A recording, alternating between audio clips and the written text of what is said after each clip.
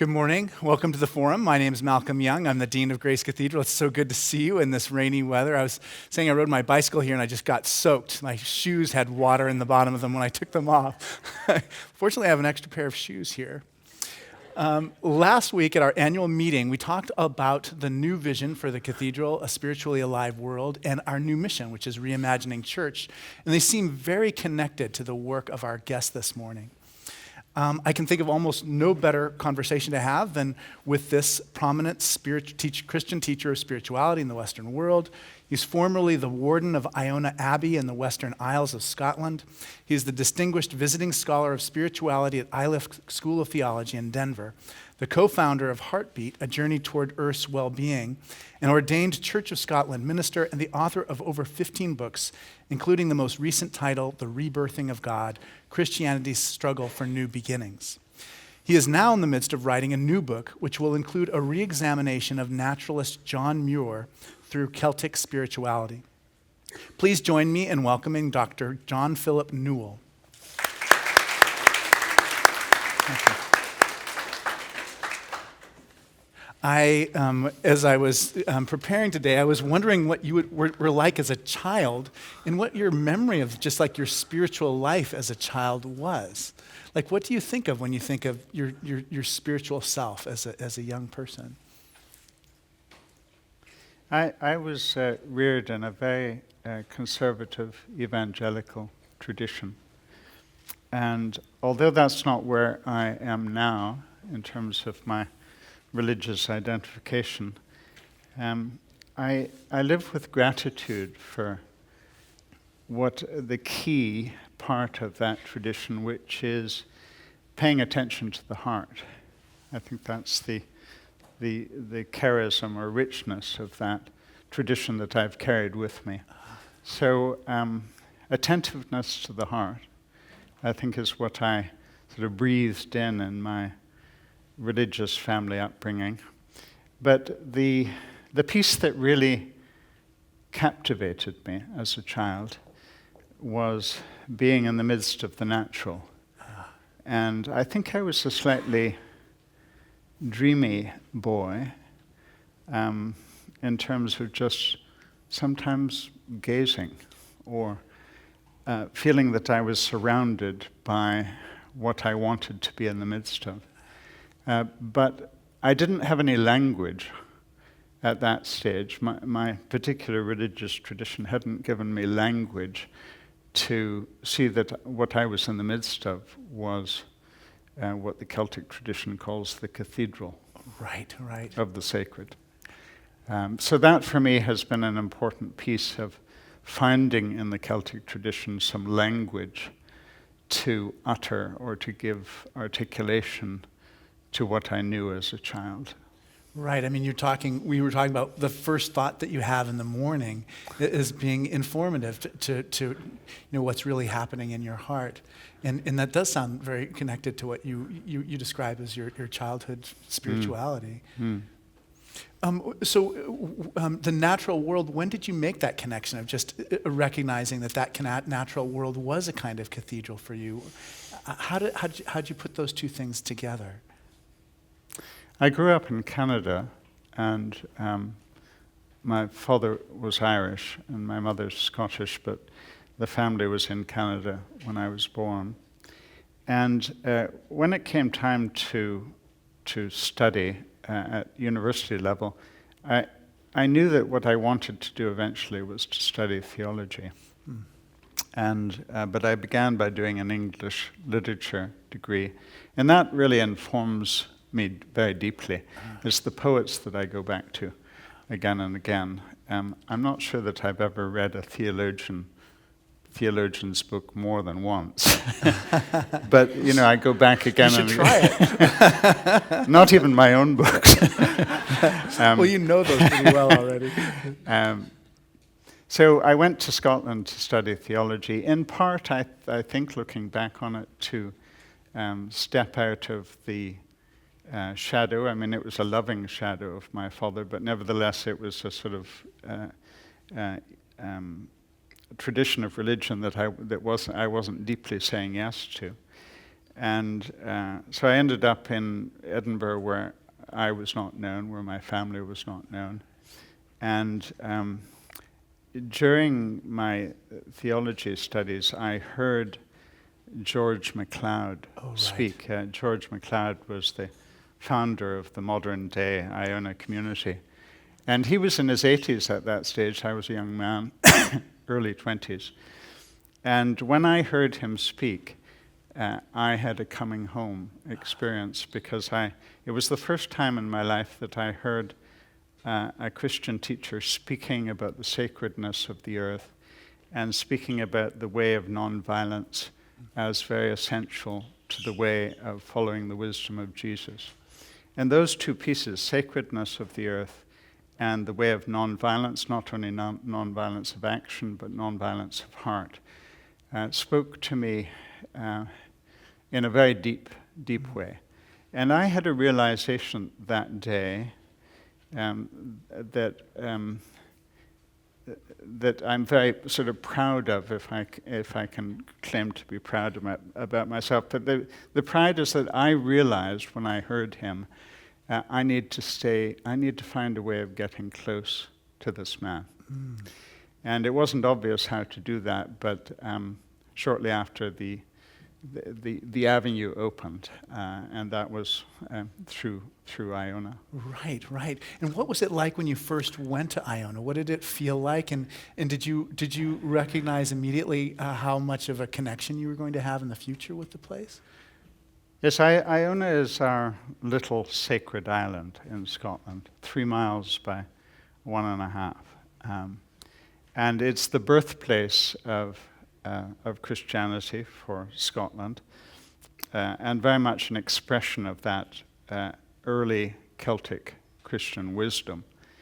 And it's now a place of pilgrimage for people from all over the world.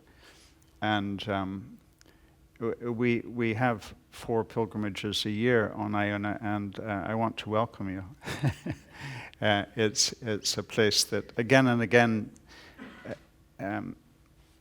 can change and deepen conviction and commitment. So I experienced it as an Irish priest friend of mine says, Iona has about it something of the freshness of the first day of creation. And not to romanticize it, but it has often been referred to as a thin place. Right. A thin separation between spirit and matter, heaven and earth, time and eternity. And something of that one can sense. And that certainly happened to me, not in an overly dramatic way, but again a feeling of this is a place of sort of home of the soul for me. And Ali and I, my wife and I, lived on Iona for 4 years at one stage at the Abbey. And I got to meet hundreds, thousands of people who journeyed to Iona from all over the world. And sometimes people would say, when I stepped on this island, and I didn't particularly have a historical understanding of what I was coming to, but when I stepped on this island, I began to weep. And that's very interesting for me, because I think that tears often reflect something stirring. As Carl Jung says, when we weep, something in the salt sea of life's origins is stirring in us again. Yeah.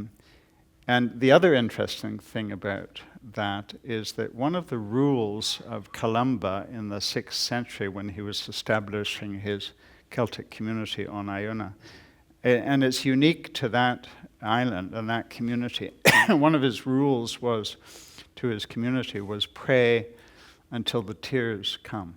Pray until the tears come. So it's been an island of tears. I think of washing the lens of the heart in a way, of allowing us to get in touch with the sorrow and the struggle of what our nations, our community, our world are in the midst of. and it's a place of sort of deep reconnecting. So it was something of that for me immediately, and it's very much part of my identity, I think. Those 4 years, what were some of the challenges, just practically, in terms of just what you needed to accomplish while you were there? I remember the book is 88 to 92. Just because I just looked at it, very recently. But yes. I mean, just practically speaking, what was your job? What were you trying to accomplish? Well, I was very young, of course. Yeah, exactly. So it's a dangerous combination of knowing very little and thinking that one knows everything. Yeah. So that was part of my struggle at that stage. But the Abbey has a sort of core staff team of about 50. And then in residence visiting the Abbey and the second centre are another sort of 50 guests for each centre. So it's a big community that keeps changing every week. Right. So people come in for a Saturday to Saturday or part of that. Nothing in one's theological training equips one to head up an organization like the Abbey. There's staffing, there's program, as well as liturgy, prayer in the Abbey, and sort of spiritual tending of the community. So it was one of those jobs where I just felt the entire 4 years that I was running to catch up. Right. And I think one of the great blessings of the 4 years on Iona for me is that I learned what I should not be doing. Right. And I learned that my gift is not in the realm of organization. So it was 4 years that were characterized by a lot of what felt like failure to me. But there's always this opportunity in failure to perceive what we're being invited to be and to do. And I came out of Iona enormously grateful for having been on that island for those 4 years, enormously grateful for being in touch with people from all over the world. Well, I was thinking that. I mean, the stories, the people, it may feel overwhelming at the moment that you're receiving all those stories, but I mean, it's almost like a lifetime of connections. And I could imagine just you being in California and thinking, oh, I remember meeting that young man from California, and we prayed together in the chapel or whatever the story was. Yeah. And it was really during those 4 years that I began to access much more intentionally the ancient wisdom of the Celtic stream. Right. And began to realize here is a stream of wisdom that comes within our Christian household that speaks very profoundly to the heart of this moment in time as our ecological consciousness becomes more alive. So that was very exciting. I would love to hear, maybe you could talk to us just almost kind of like basic, the Celtic Spirituality 101, and then maybe talk about just how it came into being in our modern time. In some ways, you mentioned the labyrinth in here, and Lauren Artris was the pastor who was here at the church who went to Chartres, recognized it, and then I see all the labyrinths in the world, and there's like a spiritual connection between them and this place. But maybe that's the modern revival of that practice. Yes. But maybe you can talk a little bit about that original stream, and then just how we became conscious of it in our unique way in our time. I think one of the significant things about the wisdom of our Celtic Christian inheritance is that its inception in the Celtic world is pre-4th century imperial Christianity. So when Christianity got into bed with empire in the 4th century, there were many inconvenient truths to Christianity for empire. Yes. So all those church councils came after the Emperor Constantine, and that's right. And even that impetus to standardize is an imperial impetus. Probably. Yeah. So the sort of seeds of Christ mystery wisdom were in the Celtic world, and from from the 2nd century onwards, we find a spreading of awareness of Christ's mystery in the Celtic world. And I think one of the really exciting things about what was happening in the 2nd century and following is that the Celtic world was an oral world. It was an oral tradition of learning. All wisdom was passed down, often in poetic, spoken form, not in written form. And I think one of the blessings of that is that the news of the mystery of Christ didn't arrive in written, fixed form. It arrived with the fluidity of being able to conjoin with, make love with the pre-Christian wisdom, Right. so, which was all about the sacredness of the earth, or much of it was about sacredness of earth. So there's this beautiful coming together of Christ wisdom and pre-Christian earth wisdom. And so what it produces is a way of seeing that doesn't have the dualism of a lot of our Western philosophical and religious inheritance that makes such a marked distinction between heaven and earth, the divine and the human, spirit and matter. What we see in the Celtic is this rich interweaving, and of course interweaving is something that we immediately recognize from the Celtic world in its art. So much Celtic art has these strands woven inseparably together, and what it's speaking of in part is this weaving of spirit and matter within us and within the body of the earth. Right. And when did you first become aware of this tradition? And then, what is this reception history too? What is reception history? Like, how did people take it when they began to hear the word about this? Yeah. This. Yeah. I heard sort of echoes of it in that first moment of hearing George MacLeod. He spoke from within that stream, and he would never have described himself as a scholar or student. So it wasn't that he had intentionally done a lot of research, but he breathed in some of that part of the Celtic inheritance and then integrated it very deeply in his own life, and then spoke it very prophetically around themes of justice and nonviolence and care for the earth. So I heard something of it in George that first time, and I think that was part of my attraction. And then my first step to really begin to access some of that inheritance in written form is through a very beautiful collection of prayers and poems and incantations and invocations that had been passed down in the oral tradition in the Western Isles of Scotland for hundreds of years. A man named Alexander Carmichael in the 19th century began to just roam the islands and the highlands of Scotland at a very critically important time, because it was in the wake of the Highland clearances when tens of thousands of Scots had been cleared off their ancestral lands. It is a universal story. It is a story that is happening to native people and to native spirituality, all over the world. Yes. And it happened in Scotland as well. And Carmichael was in conversation with primarily elderly people who had not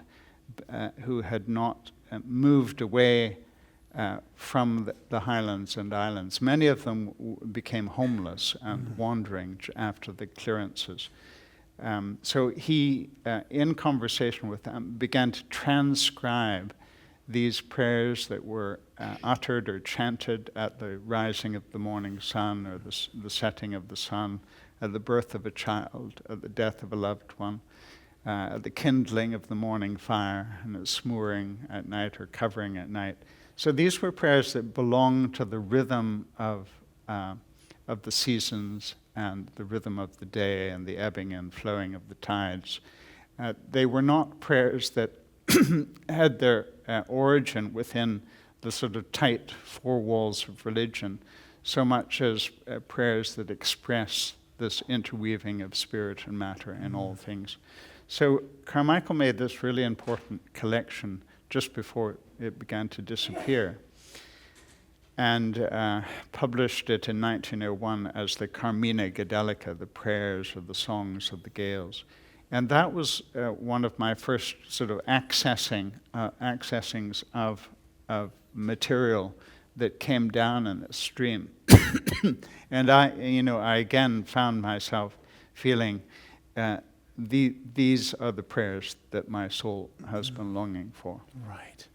And that began a very intentional sort of digging further and further into the tradition, and realizing that this was a tradition, this was a stream of wisdom that can be traced very clearly from the 2nd century right through to today. And in terms of how people respond, I think there are two very marked responses. One, I always remember giving a talk in Lynchburg, Virginia, in a church on some of these themes, and a woman in her 80s came up the central aisle at the end of the talk with a copy of my book, Listening for the Heartbeat of God, in which I explore these themes. And she was coming up the aisle so purposefully that the naughty boy in me thought, she's going to hit me over the head with that. And I was quite wrong. When she got up, she said, "I want to show you what I wrote in this book," after reading it. And she opened the cover, and inside she had written, "I knew it, I knew it, I knew it." And I so often wish I had asked her for that copy. Oh, I know. Because that expresses my experience, and I think the experience of many of us when we come in touch with ancient wisdom or wisdom that has been lost or covered over or obscured. Our deep response is, I knew it. Right. And I think that for me is an indicator of who we should be as teachers or who we should be as a teaching community, to give voice to what the soul already knows. Not to think we have something to tell you that isn't already deep within you. I believe that we deeply know this love relationship with the earth. And when we hear a tradition that gives voice to it, we say, oh yeah. Right. Yeah, Exactly. so that's one response. The other response, speaking about encounters or lack of encounters in church contexts where I have spoken. Another experience was trying to give voice to some of this, and a woman in the cathedral in Edinburgh standing up and shouting heresy. Right. That was so upsetting to me when I read that section. My heart really went out to you. Well, I mean, the interesting thing was that when she shouted out heresy, I could see everyone else thinking, looking as if to say, did he say something? Right, exactly. Right. That was when the rest of the congregation woke up. Yeah. So in a sense, we should have someone planted every Sunday. Actually, I was talking to Alan Jones last night, and he said he did that once, and he said that his only regret, because he said the opening, in the name of God the Father, Son, and the Holy Spirit, and then this lady stood up and yelled back at him. And he said his only regret was that he'd planted her in the audience, and his only regret was that he hadn't warned the ushers ahead of time, because the ushers kind of drifting over to be the heavy. But I love the picture. I mean, you describe. I mean, in a way, you have this kind of almost idolatry over Scripture, where everything is read in such a literal, contained way, and then this idea that everything, its purpose is to cultivate that relationship with the divine Christ, and there's two very different orientations, and I can imagine you do run up against both of them, even though more people are drawn to the first. That's right. And I think both the positive response and the reaction are pointing us to what I believe is the central challenge for the Christian household at this moment in time. And that is, will we see our adoration of the light that is in Christ as leading us to look for and adore and serve that light in one another and in the earth? Or will we continue to give the impression that the light that we celebrate in the Christ mystery is somehow essentially opposed to what the light is at the heart of your being, or at the heart of all being, and at the heart of the earth? And I think that is the great divide and invitation to choose. Are we going to follow that devotion to Christ into ways of looking for and revering and serving that light in one another and in the earth? Or are we going to continue to predominantly in our language and in our impressions give the sense that to follow Christ is to follow something that is essentially foreign to the it's body? almost one is like a tribalism that's just trying to use those religious ideas as a way of differentiating the us versus the them, and the other is a just much more open household or inclusive vision.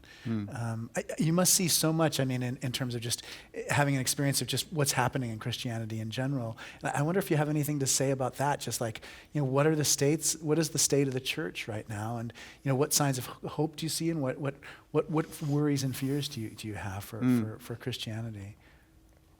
Some of this I explore in The Rebirthing of God. Yeah. Christianity's struggle for new beginnings.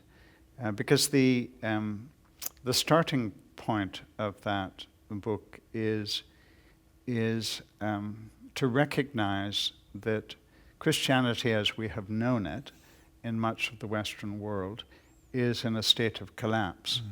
And in the British context and the bigger European context, it is a seismic collapse. And one only has to look around on a Sunday morning in most religious contexts in Britain to realize in another 25 years this will not be. So it's a rapid collapse. And in that book I sort of briefly outline that I see there are three responses or reactions to that collapse. One is to deny that the collapse is happening, and I don't think there's much to be said for that response. Right. The second is to say, yeah, we're in trouble, but what we need is more of the same. We just need to, have some window dressing maybe changed, and we need to do the old thing more efficiently. Better, exactly. And I'm not in favor of that either. And the third, which is really the starting point for the book, is to ask, what is it that is trying to come forth from the soul, and in particular from within the soul of our Christian household at this moment in time? And I believe that there is this deep stirring for a new birthing, a new manifesting of the sacred in and through the language, the vision, the practices of our Christian inheritance. So, yes, there is a collapse of what we have known happening, but I live in a tremendous state of gratitude for being a son of the Christian household at this moment in time, because I think something radically new is trying to be born. And one of the major manifestations of that is this yearning to make a profound connection between spirituality and love of the earth and care for the earth. This is a very exciting aspect of it, but it is calling for radical change. And I was launching the book during the Irish launch for the book in Dublin, and in my audience gathered to mark the publication of the book was a sister, a religious sister who had spent most of her life, most of her vocation in midwifery. So she was fascinated by all of the birthing imagery. Right. And she stood at the end of the talk and she said, you know, the God of so much of our religious inheritance, she said, is a pretty small God. Yeah. That is, we've got God well trained, we think, to look after our nation. Right. To look after our religion. Yeah. Our feelings. To look after our species, to the neglect of other species. So she said the God who is trying to be born, or the new sense of sacredness that's trying to be born, is a cosmic God. So she said, way beyond any boundaries that we've tried to set on domesticating the holy. And so she said, we're in for quite a stretching. Yeah, that's lovely. And I said to her sister, why could I not have had this conversation right, with you exactly. before writing the epilogue to the book? Yes. She got it. Yeah. We're in for a great stretching. Yeah. And I was so excited by this image of stretching that I think we're in the midst of, will we be part of the labor pains? Are we prepared to take on this labor? Right. So I phoned Edinburgh that night to speak to Ali about the great stretching. And this released in Ali, my wife, a memory from halfway through the labor of the birth of our first child. And her realization was, there's no going back. Right. Yeah, exactly. Yeah. And that is equally important. Right. There's no going back. We can't go back to the small God. No. There's an attempt to do that, but we can't go back to pretending that the one beyond names whom we call God is somehow more committed to the well-being of our nation, right, rather than the interrelatedness of nations. Yeah. That God is somehow more committed to the human species than Earth's other species. So there's no going back, and we're being invited into the great stretching. The great stretching, I love it. John Muir, I know that you're doing work on his thought, and I wonder when you began to make that connection between John Muir and Celtic spirituality and this great stretching, because he seemed like someone who could be stretched in ways that just are hard to imagine most people being able to, walking such huge distances to Florida, spending them. When I was riding my bicycle in the rain this morning, I thought, yeah, John Muir just would sleep in rain like this. Do you know what I mean? This would be nothing for him. He just pull up a rock but so what is your, as you dig deeper into John Muir, what are you seeing and what are you learning? One of the things I love about the resurgence of interest in Muir is that he's re-emerging in our consciousness in emphatic ways. And my interpretation of this is that figures re-emerge because we need them. And I believe we need Muir now more than ever before. Yeah. And precisely because he was a prophetic figure, I think prophetic figures often speak way in advance of their own age. So I believe Muir is speaking in a way from the heart of this moment. Yeah. And that's why we're so many of us are feeling drawn to his wisdom.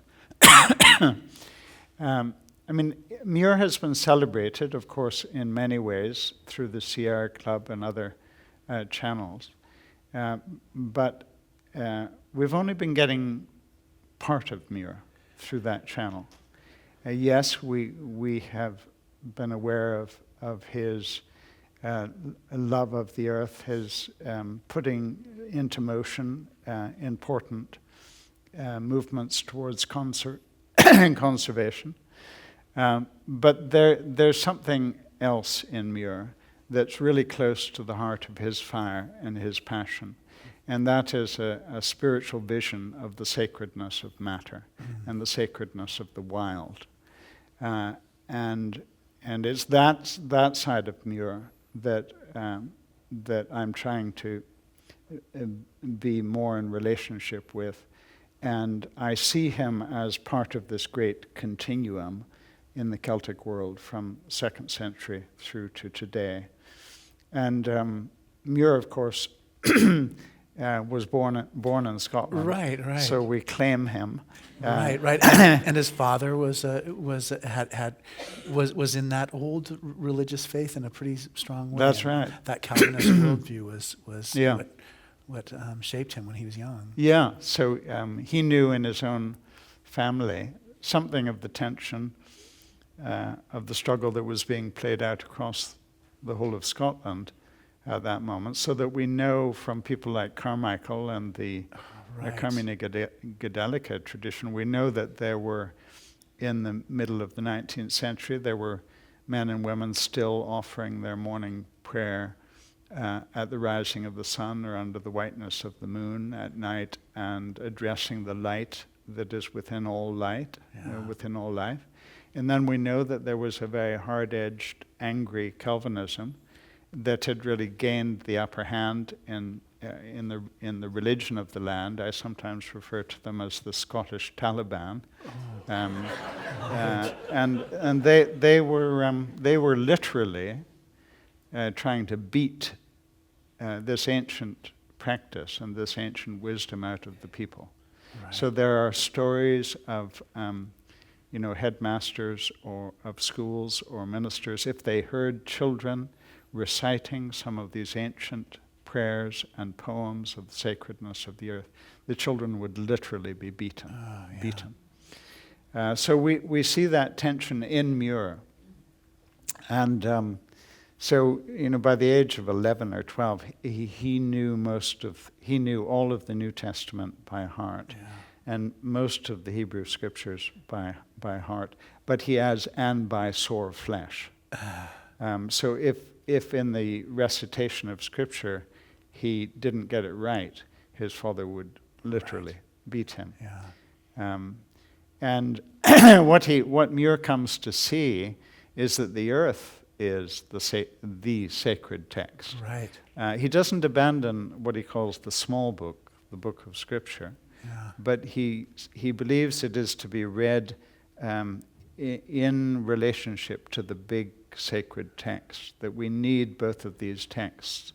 And this is almost word for word from... Yeah, it's in Calvin. John Calvin writes about the book of nature and the book of Scripture. Yeah. So Muir comes to see the earth as divine incarnation. And that sort of leads back to my point earlier. What is the relationship between the Christ mystery and the earth mystery? And in the Celtic stream, the Christ mystery is seen as revelation, or one who lifts the veil to show us what is the essential sacredness of everything that has being.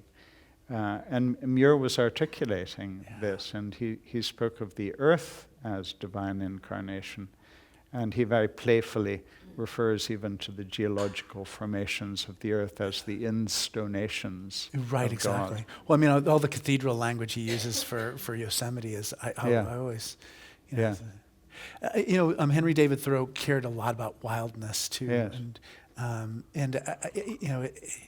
it is something that I think we yearn for even more now that civilization is just so, it just encroaches into almost every part of our life.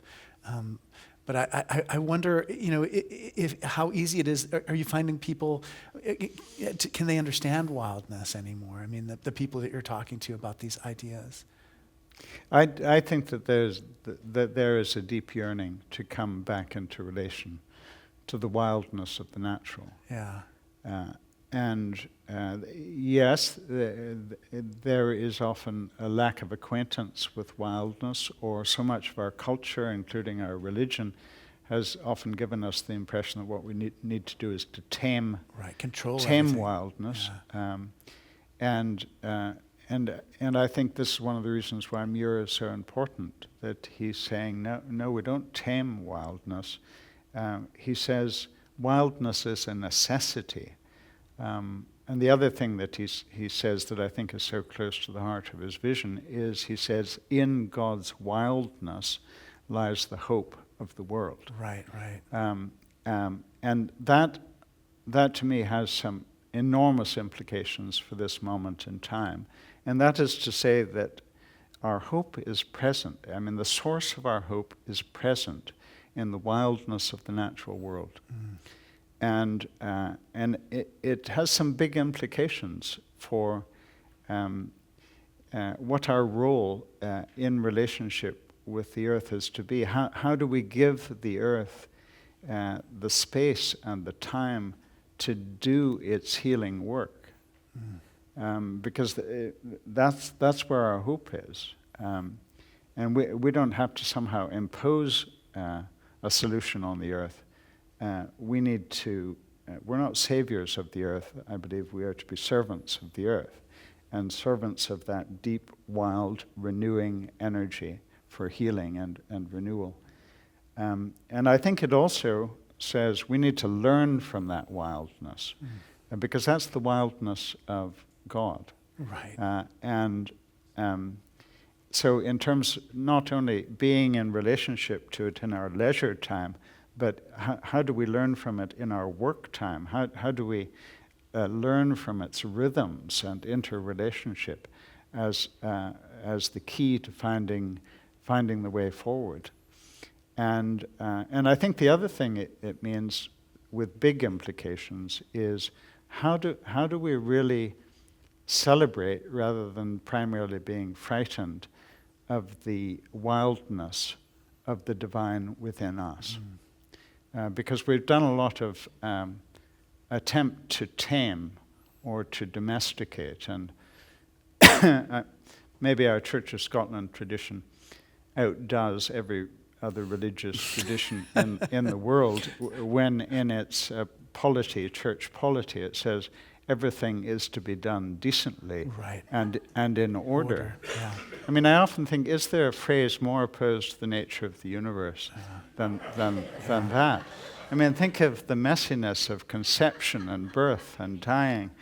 And just love and love and yeah. desire and that's right. right. That's John Calvin too. I mean, that love of orderliness. Yeah.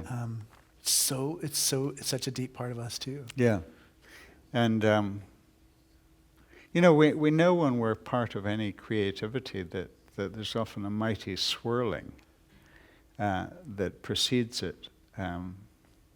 And so if we're primarily frightened of swirling of energy, then we try to shut down to it, and then there's not a conception, then it doesn't sort of seed, then the seed force of new beginnings don't come. Right. So part of what we I think are being invited to do in relationship with one another and in our communities is to access that swirling in ways that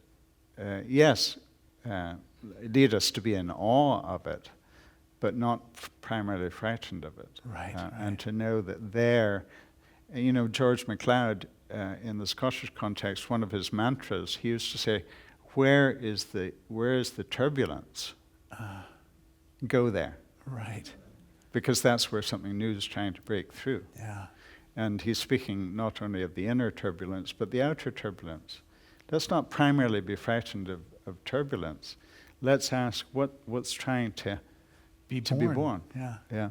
Yeah, Henry David Thoreau believed so much in that wildness, and he had like religious practices. I mean, he would go walking and would let the wildness of the world determine where he went. So if it was time for the beech tree to be turning gold, then that's where he would go. And if the stream was overflowing, he wanted to inspect, he would go there too. So I mean, it's part of us thinking about practices for how to be connected again into to that natural wildness. Yeah, that's right. And your mention of Thoreau and Emerson's relationship with Muir, it speaks of this fascinating resonance between the American transcendentalist movement and a lot of the wisdom that comes down in the Celtic stream. And I think it's a PhD waiting to happen if anyone is I know. inclined.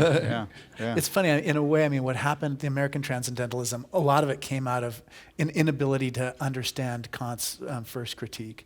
And you're right. I mean, the Celtic stream, that does seem like that sense of Emerson being awakened in his book Nature, by nature, and what nature, how can nature can direct us and inform us and teach us. That definitely has resonances. One of the traditions we have is we take questions on note cards. So I'd like to encourage you, if you have a question, to write it down on the card, and then Rebecca has pens also if you don't have a pen, and she'll bring up the questions here. I hope this is of interest to other people, but I've been dying to ask you this question. You've served in a cathedral context. Our cathedral this year, every year we choose a theme, and our theme for the year is the body. So that's kind of focusing our program efforts, our prayer efforts. We're really considering what it means not to just have a body, but to be a body. I wonder if you have any suggestions of just about how you might do that in a cathedral, or anything you might want to say about just how bodies fits in with wildness, Celtic spirituality, John Muir, etc.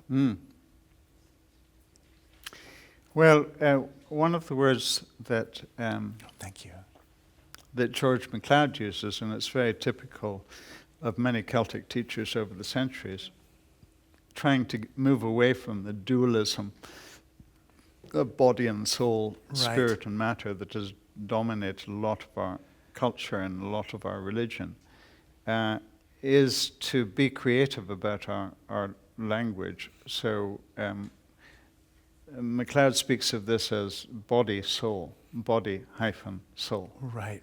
Or someone like Teilhard in the French Celtic stream speaks of spirit-matter. Right. Spirit-matter. So I think that's one of the important things. One way of saying we're intelligent bodies. That's right. So, Eriugena, this 9th century Irish teacher, says the body is an echo of the soul. That's his way of putting it. And I find that a beautiful way of recognizing this is passing. Right. It is, in that sense, like an echo. Yeah. But its source is spirit.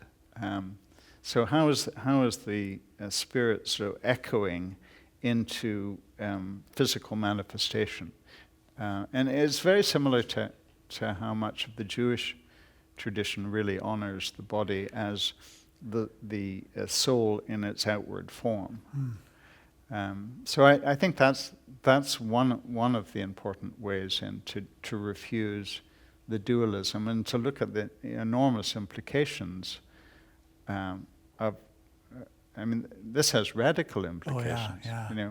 It means that how we handle one another's bodies in relationship, how we care for the bodies of those who are hungry and suffering, how we receive the bodies of refugee families who need the sanctuary and shelter of our nation.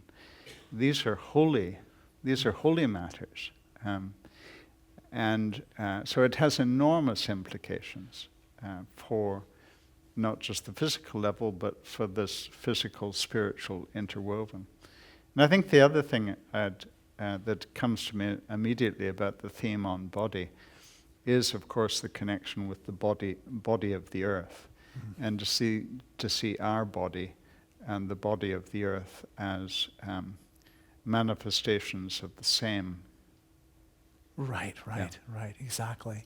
One of the things that, talking about rebirth of a different picture of spirituality, the rebirth of God, we have a lot of people who practice yoga here on Tuesday nights. Like 600 people come on Tuesday nights to practice yoga. And I wonder if anything that you've learned or studied, might help us understand just how are kind of yoga practices, part of this rediscovery of a different form of spirituality that's not based on identities and conflict, but which is based on discovering that light that you described.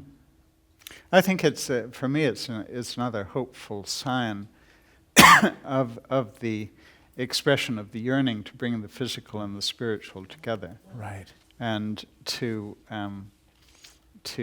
allow ourselves to be guided back into that relationship. To follow some of our deepest intuitions at this moment in time about what the way forward is. And the yoga is a very sort of beautiful parallel to another manifestation that I'm seeing a lot of, and so many of us are connected to, and that is the resurgence of pilgrimage. Because there's something about using the body. Right.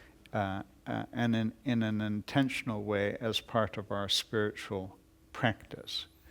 And in the case of pilgrimage, it usually has the added blessing of being out, walking the body of the earth, and using our bodies. And I find on Iona, it's always a 1 week pilgrimage, but the sort of centerpiece day is when we physically walk the 10-mile pilgrimage route on the island together. And one of the last times I was hosting a pilgrimage event on Iona, it was so wild. The Atlantic storm coming in was so wild that I almost, for the first time in sort of 40 years of doing this, left my principle of we will go with whatever weather the universe gives us. Yeah. And so we went out, and we were literally having to lean into the wind in order to walk, being buffeted, just feeling ourselves being buffeted.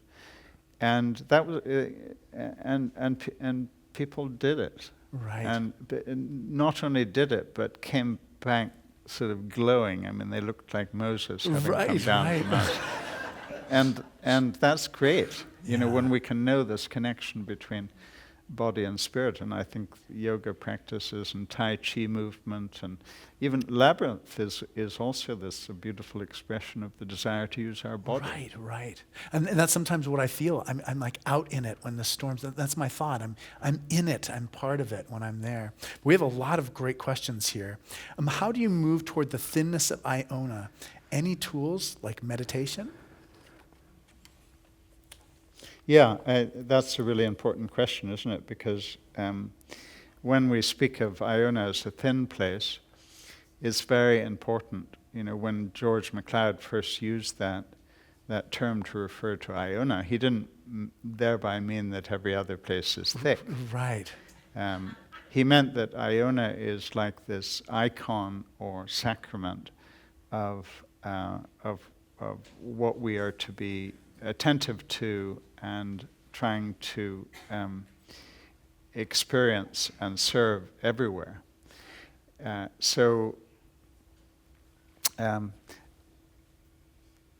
One of my favorite poets, Kenneth White, who is a modern poet who sort of stands in this stream of Celtic wisdom, in one of his poems he says, "I prefer pine trees to politicians." And part of what he's meaning is, what would it look like? I mean, how would it affect us if we gave even an equal amount of time to listening to a pine tree as we do to listening to political debate on the news every night. So these practices, where do we listen? Right. And what's the intentionality around our listening? Yeah. And again, if the earth is sacred text, then let's develop practices about listening. Just as we approach the little book of Scripture with a type of reverence and expectation, and even want to read it at times on our knees, because we are so yearning to be addressed through these words, this is how we can approach the sacred text. So that and yes, I think sort of meditative method. But one of the things I've so appreciated about your Lauren Artris here, when I think maybe the first time I heard her speak, and she speaks with such humility, even though she's a master of the labyrinth. She said that she was led into the labyrinth discipline, spiritual practice. She said, "I'm a failed meditator." Right. And I thought that was a really beautiful way of saying it. We're not all given to silent, meditative, yogic breathing. I mean, I love that. Yeah, that way. Exactly. But let's experiment, because we're all so wonderfully unique, so different. And sometimes the use of the body is what takes us through that thin veil. Right. Yeah. Here's a lovely one. I've heard it said that Celtic kingdoms were sea kingdoms. What significance does the island and the sea have to Celtic spirituality?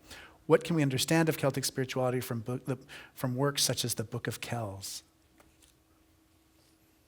These are great questions. I know, there's so much in that. I mean, are you editing these, or? That one was absolutely perfectly written. There's an absolute love of the sea. Yeah. And I think, two things occur to me about that. One is that the sea is wild, and is the place where we are reminded we can't tame this. Yeah. And there's a desire often to be in the midst of that wildness, and as a reawakening of the wildness that is in us, and that wildness that is essentially deep within all things. So that's one. But there's also this great love of shoreline in the Celtic world, because it's this liminal place. It's this meeting between the sea of our origins, of life's origins, of the sort of wildness, of the chaos of sea from which we and all life has come, and the inhabited place of the land. And so the shoreline becomes, in so much Celtic legend and Celtic poetry and thought, this symbol or this threshold place where we remember this interrelationship between the wild and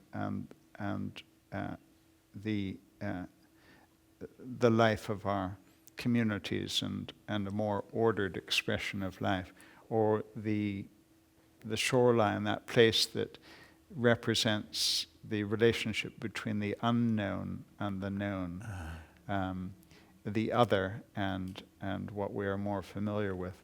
So a tremendous love, and so often in the Carmina Gadelica tradition that I was speaking of earlier, Carmichael describes how people would go to the shore to pray, because it's the liminal place. Right, yeah. right.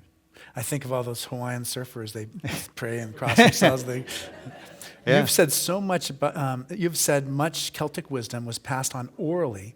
How does the Book of Kells text and graphics intertwined support this statement? And what date did this beautiful book become wide public knowledge? Yeah. So the Book of Kells comes relatively late in the development of the Celtic Christian mission. So the Celtic world, until it comes into relationship and interrelationship with the expanding Roman Empire, that's when the Celtic world is principally an oral culture. But with the interrelationship with the Roman world and the Greek world, where learning is in part a literary transmission, then many in the Celtic world have a foot in both. Right. And we find it happening actually extremely early on in 2nd century Gaul. We find someone like Irenaeus living and teaching in a Celtic context, but he had already been trained, educated in the Roman Empire. Right. So we find these two merging, but I would say that although they merge, and although they merge very beautifully in something like the Book of Kells, which dates more from the 9th century and onwards, and a sort of beautiful incorporation of the two texts in a sense, because the Book of Kells is an adoring of the words of Scripture, and at the same time all around it is this art form that's celebrating the creatures and the plant forms of the big book. Right. And there you get it. So it's a beautiful expression. And although that something like the Book of Kells is much cherished, and I think is a uniquely Celtic manifestation of writing and art, there is still a sense that there is nothing more powerful than the spoken word. Right. If we can connect in our words some of the deepest intuitions and insights of the soul, we have in the spoken word a power that is greater than any physical force. Right. So there's not I think at the heart of the Celtic there it continues to be this cherishing of the spoken word. Right. But yes, they're beautiful manifestations of the written. We're running out of time because we have to give you enough time to prepare to preach. But here's one. It says, I knew it. How do I learn more, find kindred seekers, live this way of living, and be connected with earth and others? Oh, this is a perfect question. Isn't it a perfect one? It's almost like the perfect last question. Yeah. That allows me to do my pitch. I know, I was thinking that. I was thinking just the same thing. We're ready for your pitch. I think this must be a planted question. So I've just come down from some days in Healdsburg at Bishop's Ranch, where every year we gather for what we call the School of Celtic Consciousness. And this is a 3-year curriculum of study. We gather for a 3-day residential school every year around this time. And although it is a 3-year curriculum, people can come in at any point knowing that the themes of year 1 will show up again in the 4th year and so on. But the school has this threefold vision. One is to deepen our study and awareness of the wisdom that comes down in our Celtic Christian inheritance. The second is to hold that study and wisdom together with a nurturing of spiritual practice. And the third is to translate that wisdom and spiritual practice into action, into embodiment into our communities and into our nation and into our care of the earth, into our advocacy for refugees. How do we embody it? How do we plant it? And it's something that I have founded and I'm passionate about. Right. But I believe its moment is right. I think many of us are looking for this. So please know that you'd be very welcome to. If part of what we've been doing today is calling your deep attention, then know that there's a way to deepen this. And your invitation to Iona is another invitation Absolutely. to all of us, too. Yeah. Well, I'm so glad that we had you today. Next week, we're having David Thompson, who is a very famous film critic and writer. He's written 40 books, and he's writing about sexual desire in film. And really, it's connected to GLBTQ issues, also very connected to the Me Too movement. It is a very, very timely book. So I look forward to seeing you tomorrow, or a week from today. If it was tomorrow, I'd be ready, but I think he wouldn't be ready. But he'll be here a week from today. And then, as I mentioned, John Philip will be preaching at the 11 o'clock service right after this today. We depend on your support for the forum, so if you can make a gift on the way out, we'd appreciate that. And please join me in thanking John Philip Newell for being here today. Thank you. That was lovely. Thank you. Thank you so much.